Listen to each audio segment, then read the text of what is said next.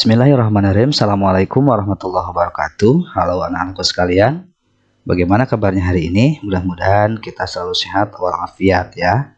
Baik, pada pertemuan kali ini kita akan membahas tentang sistem gerak pada manusia.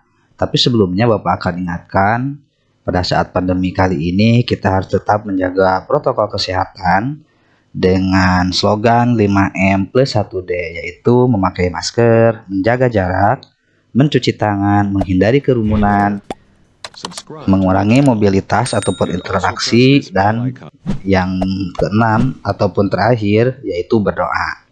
Baik anak-anak sekalian, sebelum kita mulai pembelajaran hari ini, mari kita berdoa. Berdoa mulai. Berdoa selesai.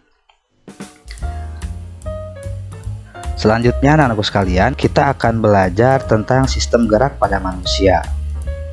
Apa itu sistem gerak? Seperti pada gambar ini, kita tahu bahwa manusia dapat bergerak. Kita mempunyai sistem gerak yang dapat menggerakkan tubuh. Sistem gerak manusia terdiri atas tulang dan otot. Nah, kemudian pertanyaannya, apakah tulang dan otot itu? Lalu bagaimana cara tulang dan otot menggerakkan tubuh kita? Nah, apakah bisa terganggu sistem gerak kita jika ada tulang atau otot yang rusak? Nah, materi ini akan menjelaskan pertanyaan-pertanyaan semua. Sistem gerak pada manusia secara garis besar itu membahas tentang tulang, kemudian susunan rangka tubuh manusia, hubungan antar tulang, otot, dan gangguan dan kelainan rangka dan otot. Nah, selanjutnya perhatikan rangka tubuh manusia. Rangka ataupun tulang merupakan alat gerak pasif dan tersusun atas tulang-tulang yang dihubungkan oleh sendi. Adapun otot disebut alat gerak aktif karena otot mampu menggerakkan tulang. Jadi otot dan tulang ataupun rangka itu merupakan sistem gerak pada manusia. Nah, tulang berdasarkan jenisnya ada dua macam tulang, yaitu tulang rawan ataupun kartilago, kemudian tulang keras ataupun osteon. Tulang rawan ataupun kartilago terdiri atas tulang rawan hialin.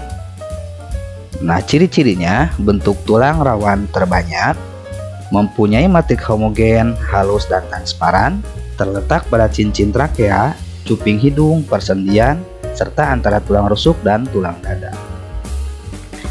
Ini adalah matriks kondrin. Seperti ini bentuknya, kemudian ini adalah kondrosit. Selanjutnya adalah tulang rawan elastis. Sifatnya bersifat lentur, matriks mengandung serat elastis yang bercabang-cabang, terletak pada epiglotis dan bagian luar telinga.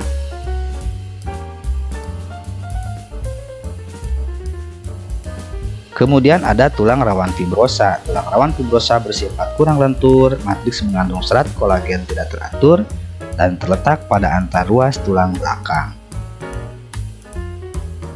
Kemudian ada tulang keras. Tulang keras merupakan rangka yang menyokong sebagian besar tubuh manusia dewasa.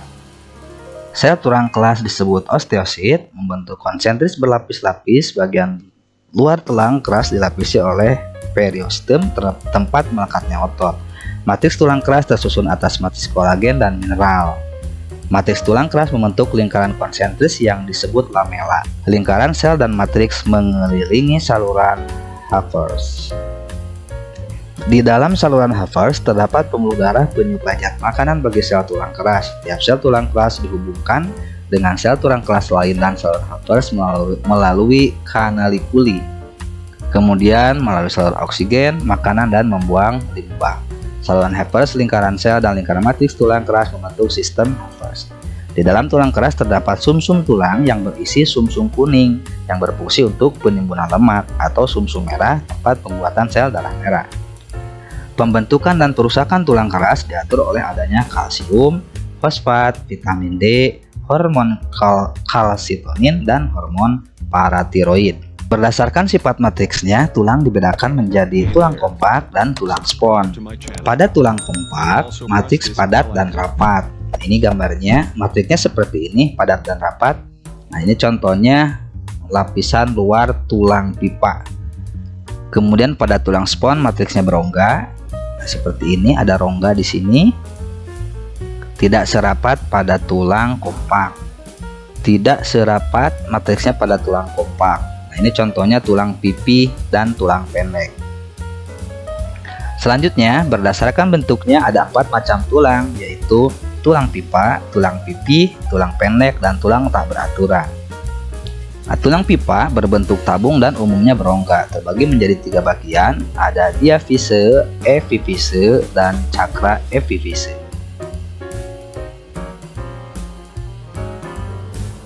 Kemudian tulang pipi.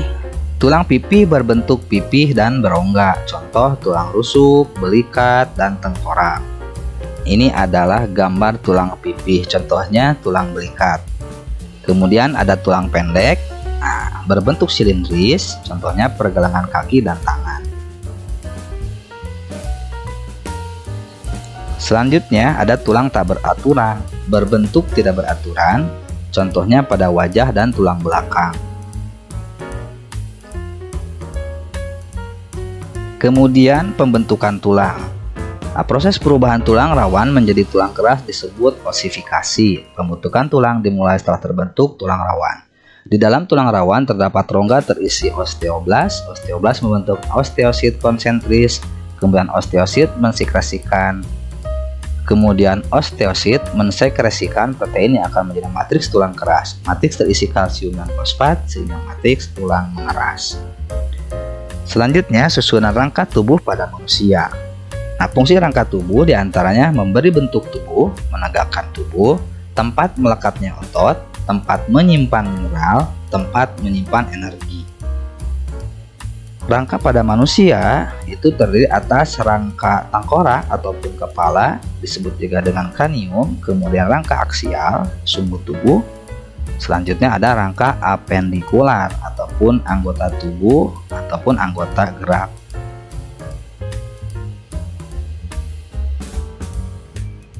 Rangka tengkorak ataupun tulang tengkorak terdiri atas tulang tempurung kepala, tulang wajah, kemudian tulang telinga. Selanjutnya rangka aksial. Yang pertama ada tulang belakang atau vertebrae.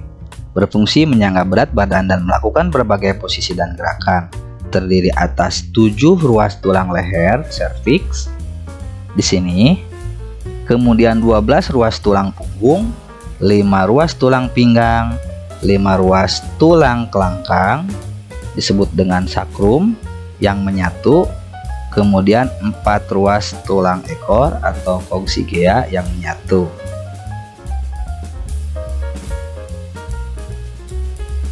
Kemudian ada tulang dada ataupun sternum dan rusuk ataupun costae. Bersama-sama menjadi pelindung organ di dada, paru-paru, dan jantung. Tulang dada ataupun sternum dan rusuk costae terdiri atas bagian hulu yang disebut juga manubrium, melekat tulang selangka, bagian badan ataupun gladiolus, melekat rusuk sejati, tajuk pedang, sifoid. Kemudian ada tulang rusuk terdiri atas 7 pasang tulang rusuk sejati, costae vera, 3 pasang tulang rusuk palsu, costae spuria, dan 2 pasang tulang rusuk melayang, costae fluctuantes. Nah, silakan diperhatikan gambarnya ya. Ada 7 pasang tulang rusuk sejati, kemudian 3 pasang tulang rusuk palsu, dan 2 pasang rusuk melayang. 7 pasang tulang rusuk sejati diantaranya ada di dada, ada di hulu badan, dan tajuk pedang. Ini gambarnya, silakan diperhatikan gambarnya.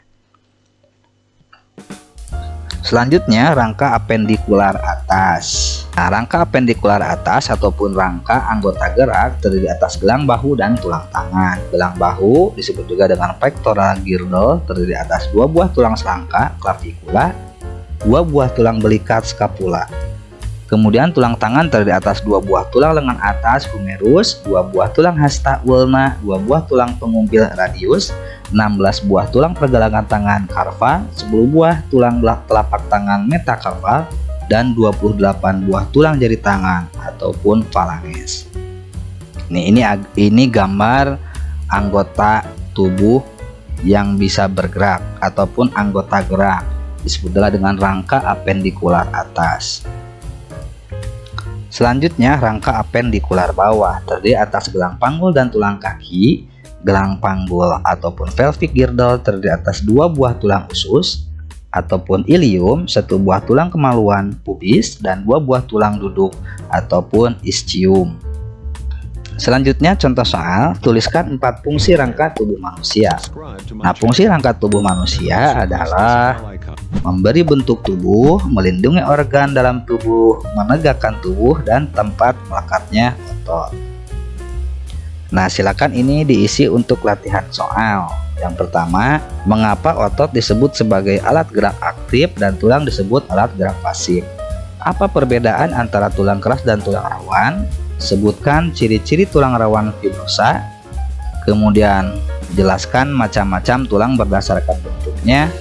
Dan terakhir jelaskan penyebab atrofi pada otot. Nah, untuk video selanjutnya kita akan belajar tentang persendian dan otot. Itu saja yang bisa disampaikan pada pertemuan kali ini. Mudah-mudahan ada manfaatnya. Mohon maaf, selamat belajar. Assalamualaikum warahmatullahi wabarakatuh.